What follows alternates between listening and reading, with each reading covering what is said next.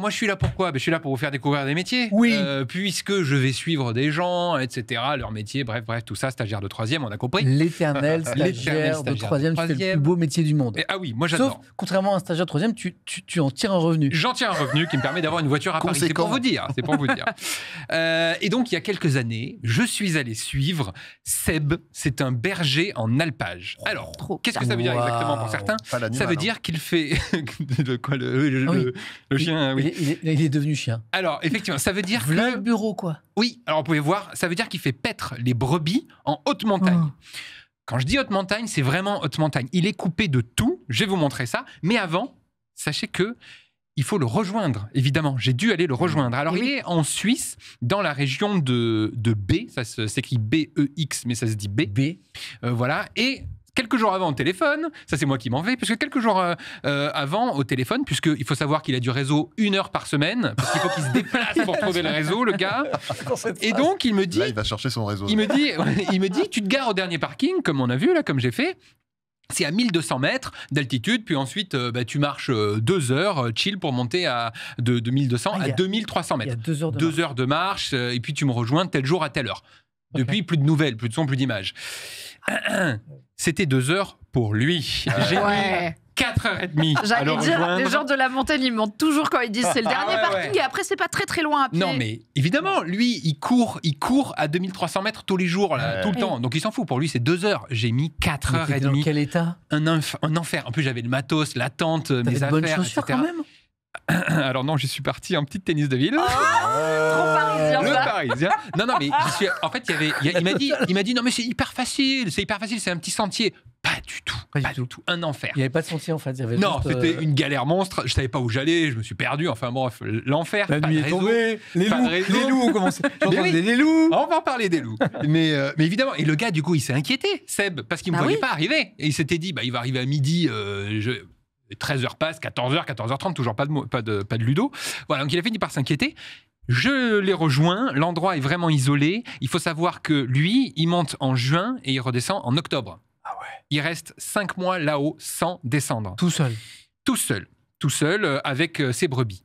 Vous allez voir. Donc, en fait, il peut pas redescendre d'ailleurs parce que il faut qu'il fasse paître les brebis. Donc évidemment, tous les jours. Et d'ailleurs, j'ai pas eu le temps de me reposer quand je suis arrivé après mes 4h30 parce qu'il a fallu qu'on s'enquille 25 minutes de marche supplémentaire en plein dénivelé pour atteindre le troupeau. Alors le troupeau, il fait 350 brebis, vous allez le voir, il y a une illustre qui va arriver, en fait, c'est plusieurs éleveurs qui lui confient les brebis. Lui, il n'en a pas de brebis. Et donc les éleveurs lui confient leurs brebis, ça fait un troupeau, voilà, 350 brebis. Ouais, et donc là, quoi. elles sont dans un enclos de nuit que Seb change chaque soir d'endroit. Chaque soir, il change d'enclos de nuit. Oui, et l'enclos de nuit, c'est juste des piquets avec des fils. Et puis lui, les déplace de nuit en nuit pour les endroits différents où elles vont aller brouter, en fait, la journée. D'accord, pour qu'ils aient une herbe... Exactement. Et donc, le matin, il les libère pour qu'elles aillent brouter dans tout un quartier de la montagne, ça s'appelle. Mais pas tout seul. Il est aidé par 2 chiens. C'est impressionnant. Regardez l'extrait. T'as 2 chiens? Ouais, j'ai 2 chiens de travail, ouais. Stop! Ah, et tu commandes les chiens, c'est à droite, impressionnant. Floss, stop. C'est des télécommandes pour toi, quoi. Ils t'écoutent à la voix et ils s'arrêtent. C'est impressionnant. Lui, tu vois, Away, c'est droite. Away, ok. Come by, c'est gauche. Ok. Get up, c'est pouce. Lie down, c'est coucher. Lie, c'est stop. Enfin, stop, c'est quand il veut bien aussi. Ouais, aussi, mais... Puis elle, normalement, c'est tout en français, tu vois. C'est ça, parce qu'il y a un chien qui tu parles en anglais et un chien qui tu parles en français. Floss, c'est tout en français et Billy, c'est tout en anglais. Alors, ma grande question. Pourquoi 2 langues? Pourquoi 2 langues, d'après vous? Est-ce que les chiens, ils se comprennent entre eux? C'est ça ma question. Alors, boit en anglais ou en français? C'est ça le truc. Parce que l'un est né en Grande-Bretagne et l'autre en France. Non, pourquoi il parle à un en anglais, en français? Parce qu'ils ne donnent pas les mêmes ordres aux deux. Oui, voilà. Exactement. Le but, c'est pour pas qu'ils se comprennent. Sinon, tu dis à gauche, les 2, ils vont à gauche. Alors que là, l'idée, c'est de pouvoir en contrôler un et pouvoir contrôler l'autre derrière. C'est de ouf comment les chiens, ils écoutent et ils gèrent le troupeau. On va faire ça à la maison avec mes enfants. Exactement. Tu sais, quand tu dis, tu veux dire va prendre ton bain, eh ben, tu vois, tu les dis en anglais. Et tu dis en 2 langues. Exactement. Ça permet de piloter les chiens différemment. Et alors lui, il a choisi le français et l'anglais, mais en fait, on peut utiliser n'importe quoi. Regardez l'extrait. Et là, Seb, il m'expliquait qu'il leur apprend donc un en anglais, un en français pour pouvoir contrôler les chiens sans qu'ils se comprennent. Mais en fait, tu peux leur apprendre en n'importe quelle langue voire même, il connaît un berger où tous les ordres, c'est des noms de Star Wars. Lydon. Tu peux faire ce que tu veux au final. Come by. Oui, tu peux lui dire Dark Vador, il va à droite, Skywalker, il va à gauche. Tu peux le faire en elfique ou en bien sûr. Ou en truc langue des serpents là, d'Harry Potter. Tu te promènes dans la forêt, t'entends un mec qui bug Starship Trooper. Exactement, parce qu'au final, il s'en fout le chien, lui. Il s'en fout, il sait pas de toute façon les mots. Oui. Enfin bref, et donc chaque jour, Seb décide de quelle zone de la montagne les brebis vont manger et il dirige les chiens pour contenir le troupeau dans cette zone et pas qu'elles se perdent dans la montagne. Voilà. Et alors, moi, la plus grande question que j'ai eue toute ma journée de randonnée, là, c'est quand même pourquoi aller si haut? Quel est l'intérêt de ce truc? Ah, je sais pas, moi, quand je le vois sur son rocher au soleil, là, je me dis... Et pourquoi changer tous les matins de lieu aussi? Pourquoi? Regardez la réponse. Pourquoi les brebis doivent être si haut en altitude et pas juste dans la plaine, tu vois, sur un truc comme ça, quoi? La question est simple, parce que tout ce qui est plat, on laisse ça pour les vaches. Et tout ce qui est vallonné, c'est pour les moutons. En fait, il n'y a pas assez de pâturage, c'est ça? C'est pour que les vaches aient aussi assez d'herbe pour la saison. Ouais, donc plus bas, en fait, tu pourrais pas, parce qu'il n'y aurait pas assez d'herbe pour tous les moutons en général. Puis on mange aussi beaucoup pour éviter les avalanches. Parce que quand tu as beaucoup d'herbe, la neige elle glisse, quand l'herbe est rasée, tu vois, elle tient.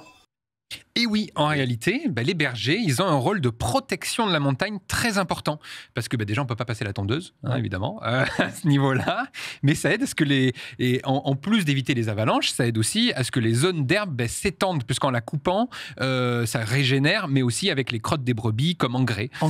Voilà. Donc en fait, sans les brebis et les bergers de haute montagne, l'écosystème de la montagne serait entièrement impacté. Et tellement qu'en fait, il y a des subventions pour justement que les brebis restent paître dans la montagne et donc parce qu'elles participent de l'écosystème. Voilà. Et il y a des subventions par tête, ce qui permet aussi de payer les bergers, évidemment, parce que ça finit par coûter cher sur le prix de la brebis. Bref, donc c'est un métier qui demande, faut le savoir, beaucoup de concentration pour ne pas que les brebis s'éparpillent dans la montagne, pour commander les chiens, mais aussi pour s'occuper du bien-être du troupeau. Regardez.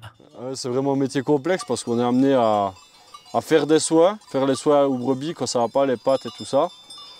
Puis gérer l'herbe, travailler en fonction de la météo aussi, parce qu'on est dehors par tous les temps. Oui. Avec la météo. Qu'il pleuve, qu'il vente, qu'il neige, qu'il y ait du brouillard, on est dehors. T'es dehors quoi, parce qu'il arrive, on est dehors. Oui, c'est ça. 2 fois par jour, il faut les laisser sortir. Ici, c'est un peu exceptionnel parce que la cabane est à chaque fois proche des quartiers. Ou sinon, on reste toute la journée, on reste du matin au soir avec les bêtes, tu vois. Même qu'elles chôment, on les laisse chômer comme ça, se coucher, ruminer tranquillement. C'est tous les jours, 7 jours sur 7 avec les bêtes parce qu'il faut bien qu'elles mangent, quoi. Et oui, tu avais une question. Ouais, j'avais une question. Est-ce que c'est obligatoire de porter ce chapeau, par contre? Est-ce que c'est contractuel ou c'est un choix personnel? Attends, on parle d'alimentation, là, elle change sans arrêt de lieu pour l'herbe. Pour pouvoir faire toute la montagne. Et Soupaille demande, je ne sais pas si tu as la réponse, comment il s'appelle notre berger là? Seb, comment il mange lui? Il est 5 mois d'altitude là? Alors, bonne question, mais ça vous allez voir un peu dans la cabane. Deliveroo, il y a un petit mec qui monte en scooter? Non, c'est quand il y a une brebis qui trébuche, et ça ferme mes chouilles et ça fait une semaine, quoi. Non, il en choisit une. Il faut savoir qu'il se fait livrer par hélicoptère des provisions pour les 5 mois. Ah, 5 mois.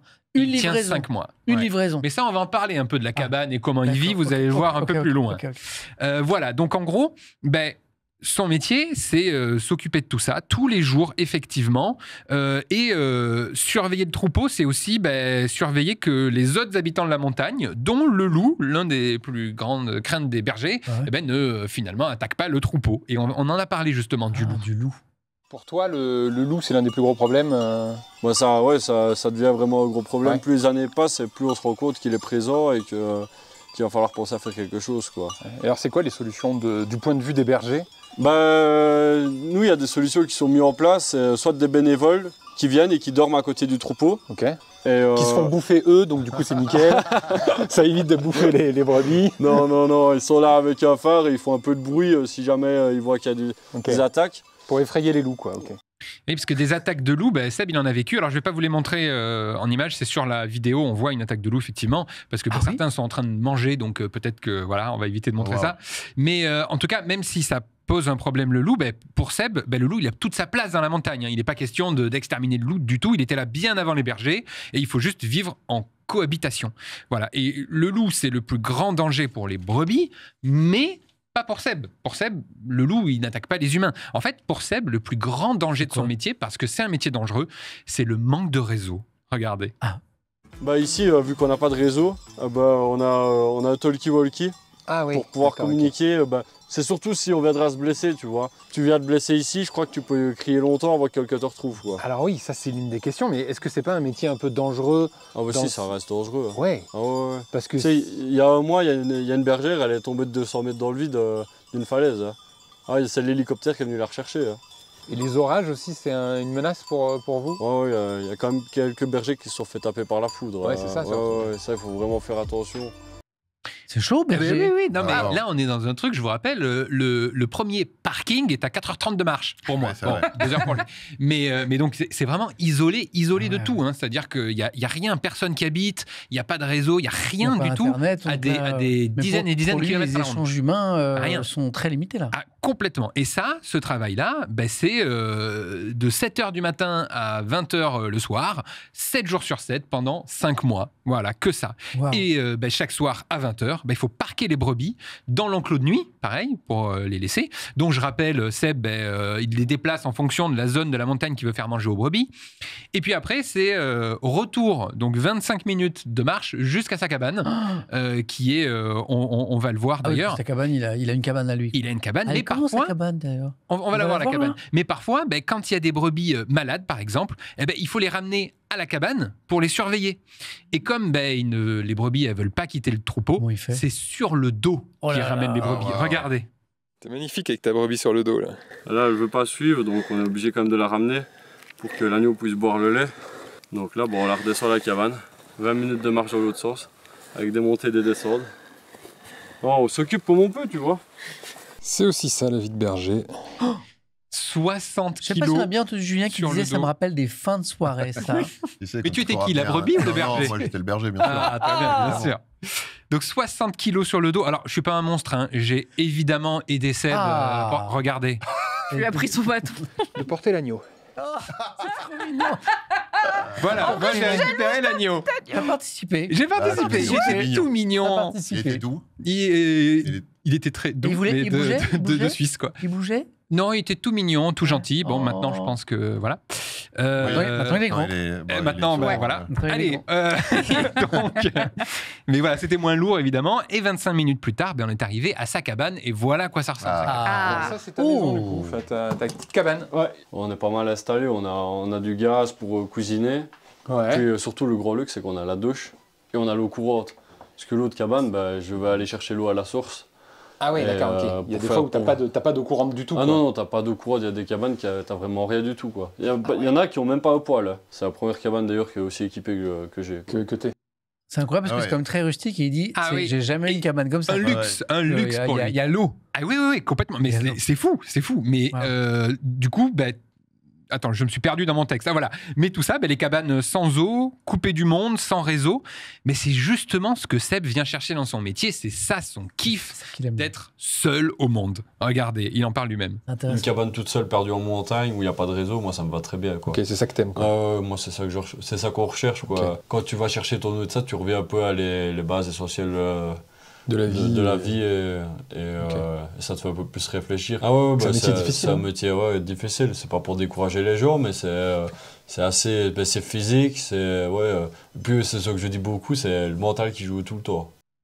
Alors, on va faire un petit sondage dans le chat. Maintenant que vous connaissez tout ça sur la difficulté de ce métier, est-ce que vous aimeriez faire berger en alpage? Parce que justement, alors c'est un métier difficile, c'est sûr, mais si ça intéresse les gens, sachez que ça recrute énormément. Ah oui.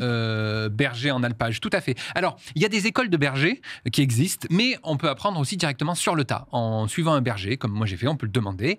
Voilà, et vous suivez le berger et vous apprenez comment ça marche sur le tas, etc. Bon, faut former les chiens, ça c'est un autre délire. Sondage est lancé. Le sondage est lancé. Ah, nickel. Et donc voilà, le reste de l'année, il faut savoir aussi que c'est un travail saisonnier, donc évidemment, 5 mois, il faut... 5 mois. C'est 5 mois, tout à fait. Donc lui, Seb, il travaille en élevage, soit en élevage dans des plaines, mais il en profite aussi pour prendre des congés. Et sinon, il travaille dans des fermes. D'ailleurs, il a une chaîne YouTube qui s'appelle Seb-Tiré Agri. Voilà, si ça intéresse des gens pour aller voir. Il raconte son quotidien en vidéo. D'accord. Là-dessus. Il travaille donc le reste de l'année, il travaille dans des fermes. Ouais, dans des fermes. Dans la plaine, du coup. Dans la plaine, c'est ça, exactement. Et il fait des agnelages. Il a vraiment sa rotation. En été, il est en haut avec les brebis. Exactement. Il y a beaucoup de gens qui disent ok, le métier il est dur, mais pour combien de salaire Alors, ça tombe bien. Côté salaire, alors ça varie énormément en fonction évidemment de la taille du troupeau, de la difficulté d'accès de l'alpage, mais aussi du pays, tout simplement, parce que là, typiquement, il était en Suisse. En France, c'est pas le même montant. Alors, ça peut commencer, on va dire, à 1 700 € mensuels en France, et ça peut aller jusqu'à 3 600 € en Suisse. Côté Suisse. Voilà. Où en plus, ils ont beaucoup plus d'aide pour faire des alpages, etc. En Suisse, on dit souvent, les salaires sont plus élevés, mais le coût de la vie est plus élevé. Non, parce que rien du tout. Zéro. Donc, ça recrute énormément. Mais c'est difficile. Voilà, ça reste un métier difficile. Ouais. Par contre, fait intéressant, Seb m'a expliqué que c'est un métier extrêmement paritaire. Il y a autant de bergers que de bergères. Voilà, et ça. J'allais demander ce qu'il y a c'est aussi. Très cool. Il parlait d'une bergère tout à l'heure. Ouais, et oui, et ça, je trouve ça très cool. Surtout que. On a des nouvelles d'ailleurs de j'avoue, d'une chute de 200 mètres dans un. Elle l'a raconté, je pense, donc elle lui a raconté à lui. Donc je pense que ça. Elle est vivante. L'hélico est venu la chercher. L'hélico est venu la chercher. Oui, mais moi j'avais compris, l'hélico était chercher ce qui restait. Non. Attends, elle est vivante la dame. Oui, elle est vivante. Je n'osais pas demander. Elle est vivante. Wow. Elle est vivante, elle vous embrasse, elle est sur le chat. Mais elle est vivante en tout cas. Elle est dans le chat ou pas? Et je vois en tout cas que le sondage, c'est 74% non. Mais il y a énormément de gens qui a dit oui. C'était avant le salaire, non? Qui a dit pour 3 600, on peut commencer à discuter. Il y a 26% de gens qui pour 1700 balles, il n'y a vraiment pas moyen. C'est peut-être les 26% qui viennent de la montagne, tu vois. Génial, c'est qu'on est sur Twitch, c'est-à-dire qu'il y a 100% de gens qui nous regardent qui sont des gamers invétérés. Mais ils iraient faire berger. Mais ils veulent bien, il y a 0 co et tout. Ah oui, par contre, ton ranking sur Valorant, tu l'oublies pendant les 5 mois. Et ça respawn les brebis quand elles meurent? Impossible. Non plus, voilà, là, c'est mort. Les bergères non plus, apparemment. Non plus. C'est pas Minecraft, mais voilà pour. Il y a Sienna qui connaît l'histoire de la dame. Elle a glissé sur des 100 mètres, mais la chute brute, c'était beaucoup moins, donc uniquement fracture, d'où l'hélico. Ok.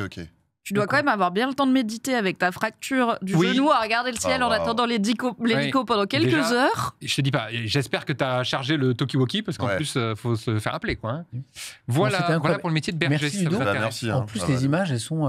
Je me suis fait kiffer sur les images. Elles sont incroyables. C'était un gros kiff. Mais vraiment, c'était un gros kiff même pour moi d'avoir pu aller là-haut. C'était au-dessus du lac Léman pour info et on avait une vue magnifique sur tout le lac Léman. C'était magnifique. Super. Est-ce que, juste une dernière avant de passer à l'invité mystère? Oui. Aux invités mystères, parce que. Tu spoil. On fait des foufous ce soir. Il y en a plusieurs.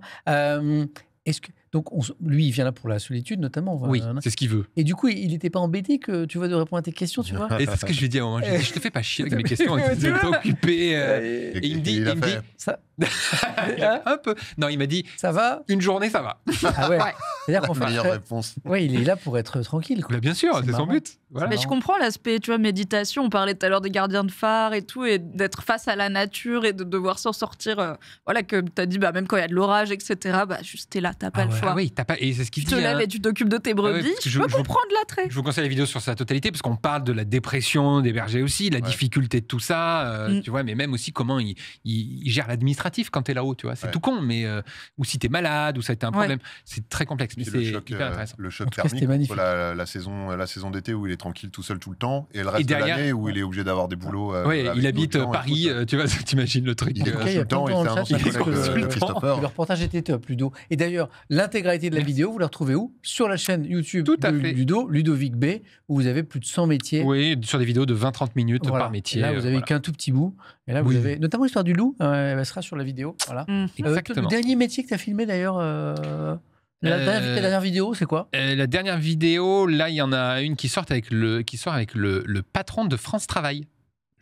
Métier. C'est marrant, ça. Lui qui doit trouver du travail pour les autres. Exactement. C'est marrant. La journée de travail du patron de France Travail. Exactement. Pas mal, ça. Et justement, c'est génial parce qu'on peut parler métier qui embauche, on va parler secteur, on va parler plein de choses. Et je vais le suivre j'ai suivi 2 jours, justement, le patron du travail, quoi. Donc, quel est le travail du patron du travail? Monsieur Taf. Tu lui as demandé son salaire? Parce que souvent, tu demandes le salaire. Alors, pour être honnête, j'ai oublié de poser la question et je m'en veux. Après, si c'est la fonction publique, mais je pense que c'est trouvable sur Internet. Je le rajouterai en voix off. Parce qu'en fait, c'était compliqué pour arriver à le choper parce qu'il est très occupé et parfois, voilà, il y a des questions que j'ai oubliées. Désolé, on est plein de chômeurs. Ça arrive, ça. Pardon.